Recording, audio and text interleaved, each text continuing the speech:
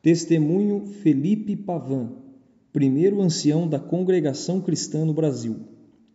Meu tataravô Felipe Pavan nasceu na Itália, comarca de Pádua. Com a grande recessão daquele país, meu nono buscou na imigração realizar um sonho de prosperidade e veio ao Brasil, com seus 6 irmãos e sua esposa Ângela Braga Pavan. Saiu da Itália de navio rumo ao Brasil, com grandes provações, haja vista que um dos seus irmãos faleceu no caminho, devido à febre presente na embarcação. Chegou ao Brasil por volta de 1890, com 25 anos de idade. Do Porto de Santos, acessou o trem sentido Estação da Luz. Chegando a São Paulo, desceu na Estação da Luz, direcionando-se à Hospedaria do Imigrante.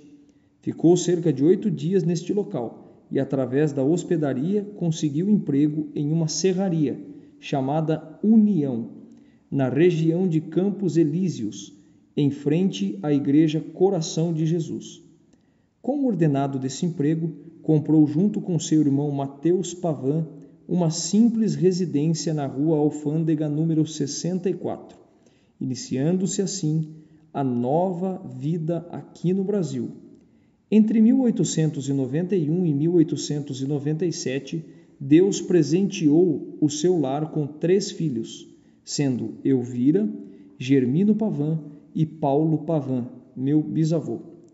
Devido ao seu grande esforço em sustentar a sua família, criar os seus filhos e principalmente servir a Deus, os pastores da Igreja Presbiteriana do Brasil visualizaram um grande dom de Deus em meu tataravô, ordenando-o presbítero da Igreja Presbiteriana do Brasil no Brás, sendo os cultos realizados na residência do meu nono. Era um pequeno espaço onde tinham alguns bancos de madeira, um órgão e um singelo púlpito para ministrar a palavra de Deus àquele povo, na grande maioria de origem italiana, devido ao preconceito do povo brasileiro em relação aos italianos. O tempo passou e por volta de 1906, meu tataravô acompanhava as notícias que corriam pelo mundo de um reavivamento em Gales e, após isso, em Chicago, na Rua Azusa. Como os presbiterianos não criam na promessa do Espírito Santo, acreditavam que era um anúncio do anticristo, e meu nono acompanhava preocupado a expansão destes movimentos. E no decorrer de 4 anos, enquanto meu nono cumpria os seus deveres aqui no Brasil, o Senhor operava grandes milagres nas obras de Deus nos Estados Unidos através de grandes homens como Luiz Franciscon, William Durham, William Seymour, Giuseppe Beretta, entre outros. Através de uma profecia proferida por William Durham, Luiz Franciscon é incumbido de levar a mensagem divina à colônia italiana, com a promessa de Deus que, no Brasil, havia um povo para o Senhor salvar. Aconselho ler o testemunho de Luiz Franciscon, livreto da congregação, para maiores detalhes. Retornando de Santo Antônio da Platina, o caro irmão Franciscon chegou a São Paulo e hospedou-se na região do Brás, no sábado, dia 25/6/1910. Passando pela rua Piratininga, avistou um salão de barbearia e lá entrou, perguntando ao barbeiro se morava algum crente na região. O mesmo respondeu que, de frente à barbearia, havia um cortiço, onde morava um crente chamado Ernesto. O irmão Franciscon o procurou e, conversando com ele, foram juntos à casa do meu nono, Felipe Pavan. Lá chegando, encontraram somente a minha tataravó Ângela e algumas crianças, pois o meu nono tinha ido fazer um piquenique, costume dos presbiterianos da época. Estas crianças eram Germílio Pavan e Paulo Pavan, filhos de Felipe Pavan, e também João Finotti, na época com 16 ou 17 anos. Quando entraram naquela casa, o irmão Franciscon disse: "Que a paz de Deus esteja nesta casa. A senhora me dê licença, pois o Senhor me enviou nesta casa para anunciar a graça de Deus." Minha nona disse: "Com todo prazer." O irmão Franciscon falou da graça de Deus para minha tataravó e pediu licença para fazer uma oração, ressaltando que ele orava ajoelhado. Presbiterianos oram em pé. Minha nona disse: posso me ajoelhar também. Quando buscaram o Senhor em oração, o irmão Franciscão orava lindamente e a nona Ângela sentia uma alegria tão grande que chorava como uma criança. Quando levantaram da oração, perguntou quando tinha culto na igreja. Foi-lhe posicionado que, naquela noite, haveria um culto e ele prometeu que retornaria à noite. Quando foi mais à tarde, meu nono retornou do piquenique e a nona Ângela contou-lhe as boas novas, dizendo que o servo de Deus dos Estados Unidos veio ao Brasil para anunciar a graça de Deus para nós e retornará à noite para o culto. Quando chegou a hora do culto, o irmão Franciscão sentou-se no último banco. Foi quando a nona Ângela o enxergou e avisou ao nono Felipe que aquele era o homem que tinha estado em sua casa. Sendo assim, o nono Felipe chamou o irmão Franciscão à frente e falou assim: o senhor pode falar tudo o que sente, tem toda a liberdade. Sendo assim, o senhor encheu o irmão Franciscão de forças e ele falava da salvação e de como o Senhor o tinha enviado àquele país. Foi, segundo relatos dos meus descendentes, um culto maravilhoso.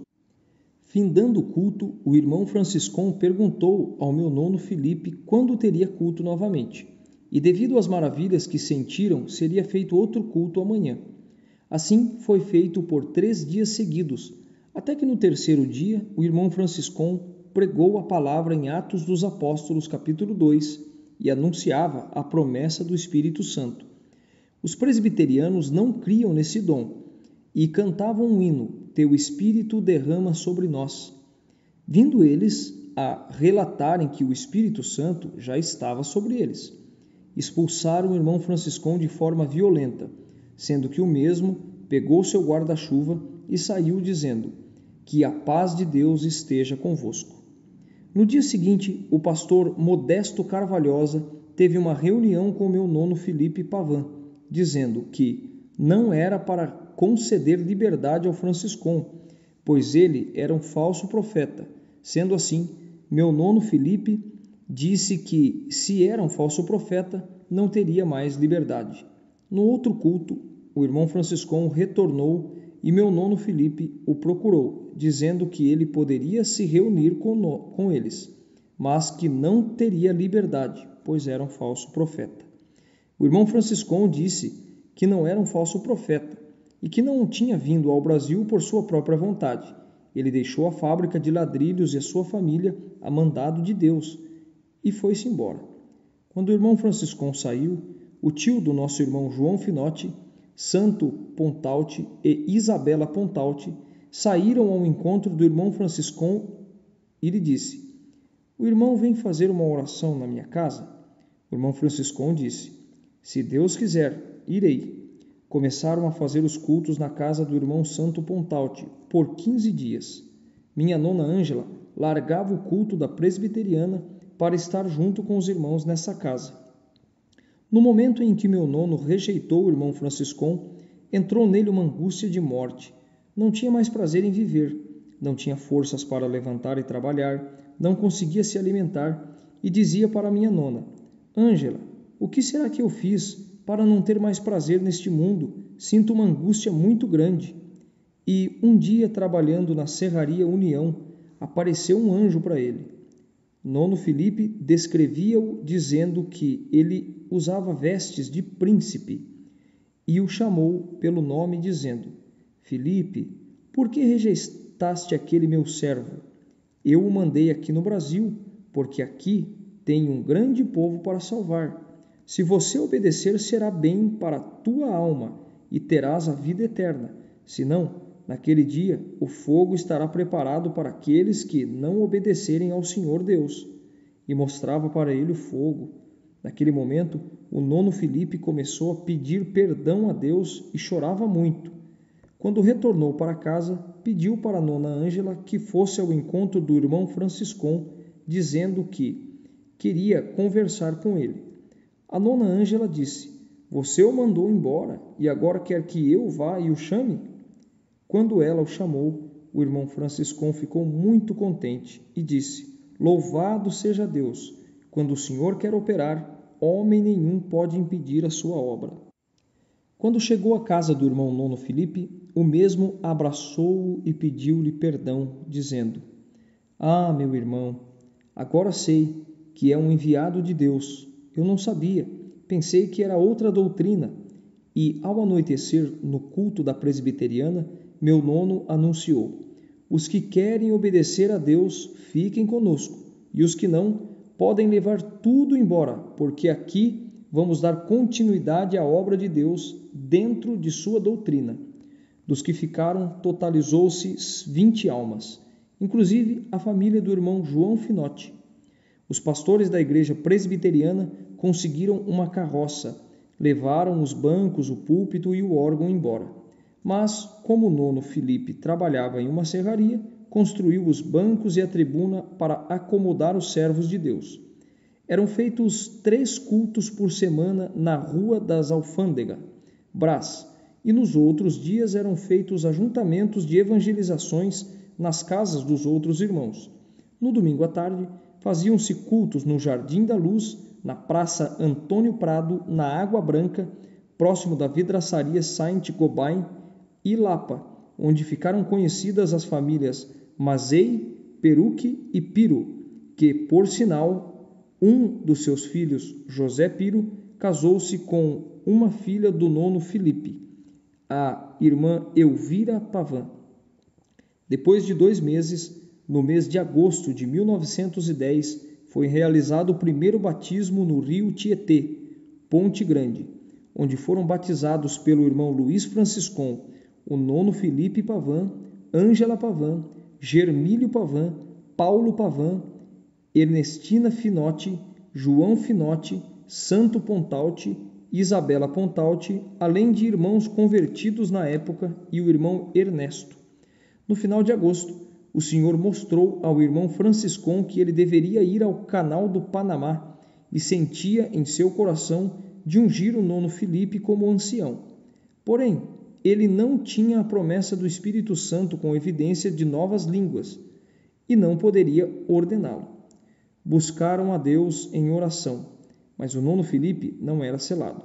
Sendo assim, o irmão Franciscon partiu ao Porto de Santos e lá chegando recebeu uma notícia inesperada, pois o navio postergou a partida para depois de 8 dias. Nisto embarcou no trem novamente para retornar a São Paulo. Só que, entanto, o irmão Franciscon passava por todas essas coisas, o Nono Filipe orava constantemente pedindo o selo da promessa. E aconteceu que, de madrugada, dormiu pedindo a Deus, acordou falando em línguas, sendo ele o primeiro a ser selado em terras brasileiras. Quando o irmão Franciscon retornou, encontrou o povo em grande alegria e descobriu que o Senhor tinha selado o Nono Filipe e o irmão Ernesto. Não teve dúvidas. No dia 4 de 9 de 1910, ordenou o Nono Filipe Pavan como o primeiro ancião ordenado no Brasil, e depois foram juntos ordenados o irmão Ernesto. Ficou o tempo solicitado pelo Porto, e o irmão Franciscon partiu e foi para o Panamá, deixando aqui os 2 obreiros para zelar, evangelizar e prosperar esta obra de fé. Algum tempo depois, o irmão Ernesto começou a dividir a igreja, com profecias falsas e ajuntamentos fora da doutrina. Conseguiu conquistar alguns irmãos para congregarem com ele, e os demais irmãos ficaram congregando com o Nono Filipe. Sabendo disto, o irmão Franciscon enviou o irmão Augustinho Leonice e ficou 6 meses hospedados na casa do irmão Nono Filipe, unindo o povo novamente, reconciliando e trazendo paz para a obra. Como o irmão Ernesto não aparentava muito convencido, decidiram por ordenar o irmão Genaro Pita como ancião, no dia 1º de 1 de 1911. Este servo de Deus muito auxiliou o Nono Filipe no atendimento da obra. Infelizmente, faleceu pouco tempo depois, em 1920. Vide relato divulgado na internet escrito pelo filho do Nono Filipe, Germano Pavan, onde conta sobre um batismo feito pelo irmão Genaro na Água Branca. Em 1913, o irmão Franciscon convidou o nono Filipe para acompanhá-lo em uma missão na Vila Prudente. Ficaram hospedados em um casarão chamado Fortaleza, a convite da família Fauqui, proprietários de uma fábrica de chocolate muito conhecida na época. A população local começou a conhecer a congregação como os Evangelistas, e as duas primeiras famílias do bairro que se converteram foram a de Luiz Pedroso, primeiro ancião da Vila Prudente, e a família de Miguel Santana, com seus filhos e amigos íntimos, como Candinho Rinco, que veio a ser ancião 2 décadas depois, Angelim, Olinto, Antônio João, José e Alexandre Rinco. Só que na região havia grande influência católica e os líderes destas igrejas perseguiam muito os servos de Deus. Tentaram de diversas maneiras impedir o crescimento da obra e não obtiveram sucesso. Como a última cartada, pagaram, segundo relatos dos primitivos, foi comprovado tal ordem, para 40 homens espancarem os irmãos ao término dos cultos. Era feito entre o nono Filipe e o irmão Ernesto um rodízio de 15 dias. E quando espalhou o boato de que iriam bater nos crentes, o irmão Ernesto se negou a ir, procurou o nono Filipe e esclareceu isto. O nono Filipe disse que não fazia mal e que ele iria se Deus quisesse. E foi. Chamou o seu filho Paulo Pavan, meu bisavô, dizendo a ele que iriam passar uma grande tribulação, mas que o Senhor estava com eles. Terminou o culto, a Irmandade foi em direção ao bonde, que transportava a Irmandade de volta para casa. E o local era muito descampado, tinha muito mato. Aguardaram em um ponto, pararam o bonde e falaram: "Quem é crente, desce do bonde." E os irmãos desceram e começaram a dar pauladas, chutes, socos nos irmãos. Quando viram que o nono Filipe, disseram a ele que queriam pegá-lo e o cercaram e perguntaram: "O senhor vai voltar aqui outra vez?" E ele disse: "Se Deus me mandar, eu volto." E batiam muito nele. Faziam a pergunta novamente e ele dizia: "Se Deus me mandar, eu volto." E assim foram feitas muitas perguntas e muitas pauladas foram dadas nos servos de Deus. Quando viram que não adiantava mais perguntar, pegaram o nono Filipe pelos braços, subiram em um morro e o jogaram, sem piedade. Nisto, seu corpo ficou muito roxo. Em sua cabeça abriu-se uma brecha muito profunda, que saía sangue sem parar. Quando o nono Filipe não conseguia mais levantar, perguntaram para ele: "O senhor vai voltar aqui outra vez?" Ele disse: "Se Deus mandar, eu volto." O meu bisavô Paulo, que na época tinha 17 anos, estava escondido junto com o irmão Jeremias, esperando soltarem o nono Filipe para o ajudarem a carregar de volta para casa. E assim o fizeram. Quando chegaram a nona, Ângela assustou-se ao ver o estado do nono Filipe, com o lenço enrolado na cabeça, todo ensanguentado, e ficou muito atemorizada. O nono Filipe disse para não fazerem rumor e pediu para que entrassem. Assim foram buscar ao Senhor em oração, e o Senhor proferiu na boca do nono Filipe que aqueles que tocaram na menina dos olhos do Senhor sofreriam grandes consequências destes atos. Levantaram da oração. O nono Filipe mal conseguia deitar na cama, devido às dores que sentia. No dia seguinte, foi visitado por um médico, e, contando o que sucedeu, o médico queria processar esses homens, mas o nono impediu, dizendo que o advogado dele seria Jesus Cristo. Depois de alguns anos, o irmão Dirceu, casado com a filha do nono Filipe Pavan, irmã Rebeca, foi evangelizar na região da Vila Prudente e relatou este ocorrido. Lá estava o genro de um dos homens que bateram no servo de Deus, e disse que o seu sogro tinha uma ferida que não cicatrizava, e completou dizendo que entre eles uns ficaram loucos e outros morreram. Infelizmente, não tiveram esse privilégio de serem salvos pelo Senhor. Quando chegou na terça-feira, o Senhor falou ao nono Filipe: "Vai se reunir com os teus conservos na Lapa." Ele, com muito custo, sentou-se na cama e chamou a nona Ângela, pedindo que aprontasse as suas roupas para que ele se arrumasse para congregar, pois o Senhor o havia mandado na Lapa. Chamou meu bisavô Paulo, dizendo para que se arrumasse também, para que fossem juntos à redonança. Depois com muita dificuldade, chegaram à redonança da Lapa, e a Irmandade ficou muito contente em vê-lo, e o irmão Franciscão presidiu o culto. Quando chegou a hora da palavra, o irmão Franciscão ofereceu a palavra ao nono Filipe, perguntando se ele tinha a palavra. E o nono Filipe respondeu que sim. Pediu ajuda dos irmãos para subir no púlpito e fez a vontade de Deus. Segundo as suas palavras de um primitivo da época, o Senhor operou grandes obras, inclusive no nono Filipe, libertando-o completamente de todas as suas dores. Esse primitivo relatou que na pregação da palavra, o nono Filipe era erigido do chão. Não posso confirmar. Nesse momento, o Senhor selou com a promessa do Espírito Santo seu filho Paulo, meu bisavô. Nesse dia, estava presente o irmão Miguel Espina, no colo de sua mãe, com 3 anos de idade. Em 1915, conforme relatei no início deste testemunho, o nono Filipe tinha comprado a casa na rua da Alfândega, junto com seu irmão carnal, que não foi crente. Este, agindo de má fé, vendeu a casa sem o consentimento do nono Filipe e fugiu para o sul do país.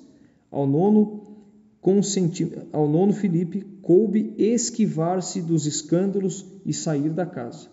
O irmão Caetano d'Ângelo o abrigou em sua casa por 15 dias e os cultos passaram a ser realizados na rua Anhanha, na esquina da rua Tenente Pena, número 85. Depois Deus preparou de morar na casa do irmão Gregório Espina, e os cultos passaram a ser realizados na Rua da Graça, número 159. Derramando muito suor, conseguiu adquirir uma casa na Rua Tenente Pena, número 30.